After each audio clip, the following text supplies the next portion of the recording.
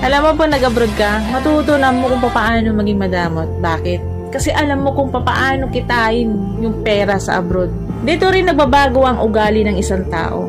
Bakit? Dahil sa mga taong nakasalamuhan nila na hindi nila kaugali. Dahil sa mga taong nakasalamuhan nila na iba't iba ang pag-uugali. Karamihan sa mga tao sa Pilipinas at hindi naging OFW kailanman, hinuhusgahan nila yung mga tao na naging OFW na kesyo mayaman na kesyo nasa ibang bansa na kesyo nakahawak na ng pera, na kesyo gumaan ng buhay, lumaki ng bahay, mayabang na.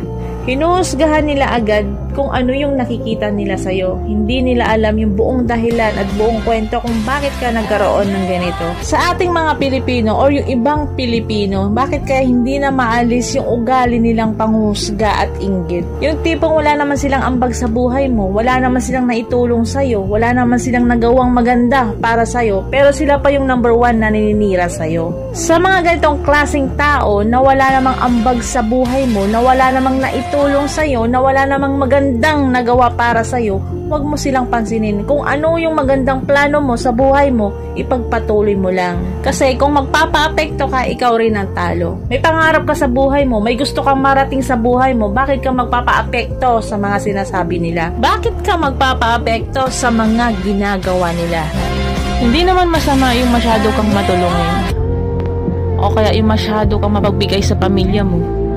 Ang masama doon, yung tulong ka ng tulong, wala na palang natitira para sa'yo. Unahin muna ang sarili bago ang iba.